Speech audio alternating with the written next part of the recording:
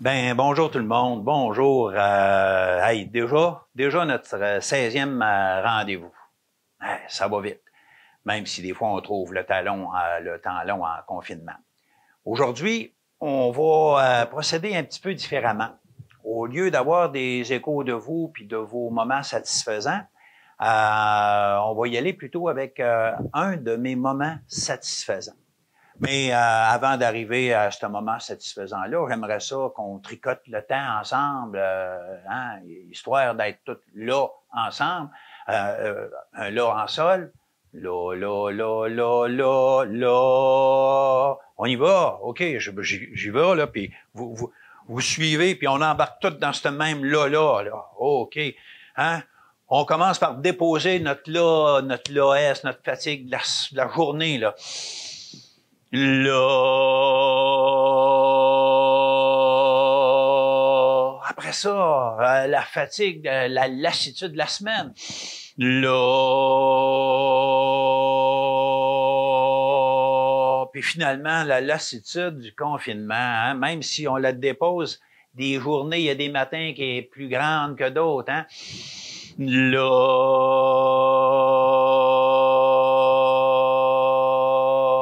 À cette heure, vous vous embrassez, tout le là qui vous anime malgré tout ça. Là, hey, oui, hein, ça vous ramène le sourire sur le visage, comme tout le temps, là. Et là, tout ce qui anime ceux qui sont autour de vous autres, hein. Là.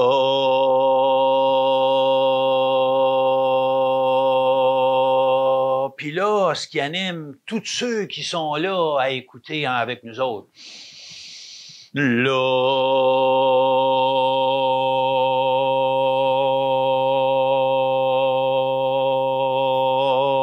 C'est bon, hey, c'est bon. Hey, je vous sens là.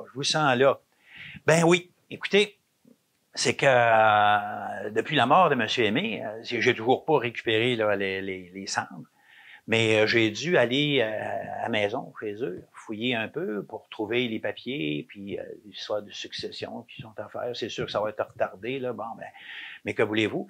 Mais là, en fouillant, j'ai trouvé deux boîtes de paperasses diverses là, que je suis en train de démêler. Là. Et puis, de ce que je peux comprendre, là-dedans, il y a plein de choses qui ont été écrites par M. Aimé, par son père, Jean, par sa mère. Et puis, je comprends, là, en tout cas, de ce que j'ai pu voir jusqu'à date, qui ont été comme des gens de journalistes, chroniqueurs ou reporters dans un petit journal qui s'appelait L'Écho de l'étang. Ah, OK. Fait que là, je suis en train de démêler ça. Et puis, j'aurais le goût de vous partager, de vous lire un texte que M. Aimé a écrit, et puis que je sais pas trop à quel âge il a écrit ça, là. Mais vous allez voir, ça nous met sur une autre piste, là. En tout cas, moi, ça me met sur une autre piste, parce que c'est sûr que je suis un conteur, confieur, enfiroipeur, hein, en train de vous enfiroiper, là, hein, dans le rêve et tout. Mais là, il y a comme un volet nouveau qui s'ajoute. De conteur, confieur, enfiroipeur, j'ajoute le volet de enconteur. Je suis un enconteur. J'enquête sur des choses que je suis en train d'explorer. Puis je vais vous tenir au courant de ça. Donc, le premier texte de M. Aimé, en tout cas, c'est le premier texte que j'aimerais ça partager avec vous autres, il avait appelé ça ma première vraie visite.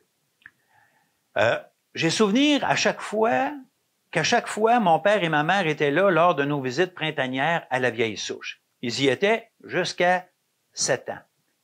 Le matin de mon anniversaire de 8 ans, mon père et ma mère avaient préparé un pack-sac.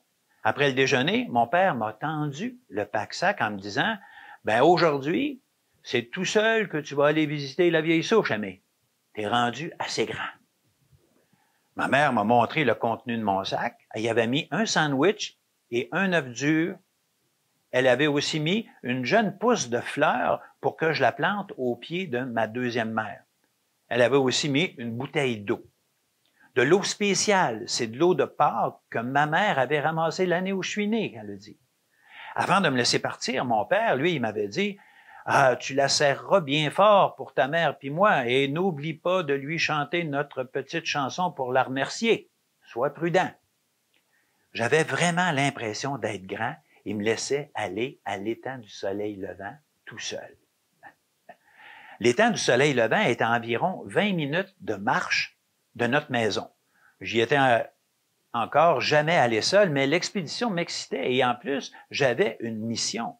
J'ai enfilé mes bottes de robeur et mon manteau, mon pack-sac, et je suis sorti. Je revois encore les grands sourires que mon père et ma mère avaient en m'envoyant la main sur la galerie de la maison. C'était ma première véritable aventure.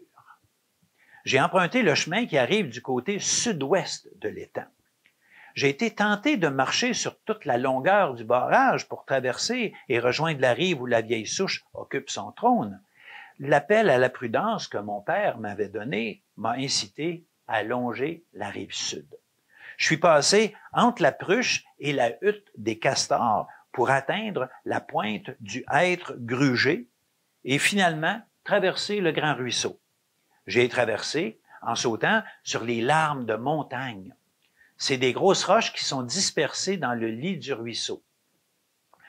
Plus je me rapprochais d'elle et plus la vieille souche m'apparaissait grande. Était-ce l'absence de mes parents? Est-ce qu'elle aurait grandi? Sa partie la plus haute faisait plus de 2 fois ma hauteur. Cette partie, en forme de demi-lune, rejoignait la base de la structure à la hauteur de mon menton de 8 ans. Le tout formait un beau gros siège ou un nid avec un dossier. C'est là que mon père m'a découvert. Je l'ai serrée bien fort dans mes bras, même si j'avais le sentiment qu'elle était bien plus forte que moi. Je lui ai dit bonjour de la part de mon père et ma mère, et j'ai enlevé mon sac à dos pour le placer sur le trône. J'ai fait tomber quelques morceaux de son tronc en grimpant, sans le vouloir, et je me suis demandé si je lui avais fait mal. Une fois installé dans mon siège, assis à l'indienne, j'ai ouvert mon sac et, tout en contemplant le paysage, j'ai commencé à manger mon petit lunch. La marche avait creusé mon appétit. J'ai mangé l'œuf et la moitié de mon sandwich au ballonné, mes préférés. La musique du ruisseau qui coulait au pied de la vieille souche m'a donné soif. J'ai fouillé dans mon sac pour en sortir la bouteille d'eau spéciale que ma mère m'avait donnée.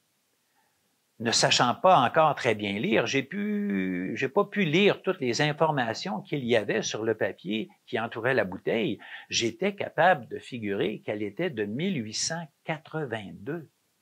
Cette eau-là a été cueillie l'année de la naissance de ma mère et elle a 40 ans. Elle était bien claire, étincelante, quand je la mettais devant la lumière du soleil. Je l'ai ouverte avec un peu d'hésitation et de difficulté.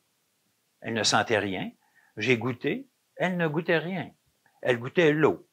J'en ai pris une bonne gorgée et j'ai poursuivi ma contemplation du paysage. J'ai observé les abords de l'étang, la superbe construction des castors, les arbres qu'ils ont fait tomber, ceux qui sont tombés de vieillesse ou qui ont été renversés par des grands vents. J'ai repensé aux histoires que mon père et ma mère m'ont racontées. Des histoires du temps où l'étang n'existait même pas. Un temps où la vieille souche était un arbre majestueux. Encore aujourd'hui, mon père et ma mère doivent se mettre ensemble pour l'entourer complètement de leurs bras. Les miens ne suffisent pas si j'essaie avec l'un d'eux. Je pensais à l'âge qu'elle pouvait bien avoir, certainement plus de 100 ans. Et moi qui, avec mes 8 ans, me trouvais vieux. J'ai repris une gorgée d'eau. Elle ne goûtait rien, mais c'est comme si elle avait quelque chose de spécial. Ma mère me l'avait dit. Je continuais de regarder autour de ce monde de grand. C'était curieux de voir l'étang et les environs de cette hauteur. J'avais même l'impression que j'étais plus grand que mon père, assis sur la vieille souche. Je regardais, j'écoutais. C'était curieux d'être avec la vieille souche, d'être tout seul avec elle. Les silences prenaient plus de place, même si ça arrivait toujours quand mes parents étaient là. C'est là que j'ai pensé à la chanson. Mon père m'avait demandé de lui chanter notre chanson, sa chanson. Une chanson assez simple. C'est un « hey, hey, hey, hey » suivi d'autant de « A » que mon âge. Mes parents disaient, avec la vieille souche, Mais j'avais toujours l'impression que c'était pour elle qu'il faisait cela, pour la remercier. J'ai repris une dernière bonne gorgée et je me suis mis à essayer de chanter. Les hé, hé, hé, ha, ha, ha. C'était difficile. Je n'arrivais pas à faire comme avec mon père et ma mère.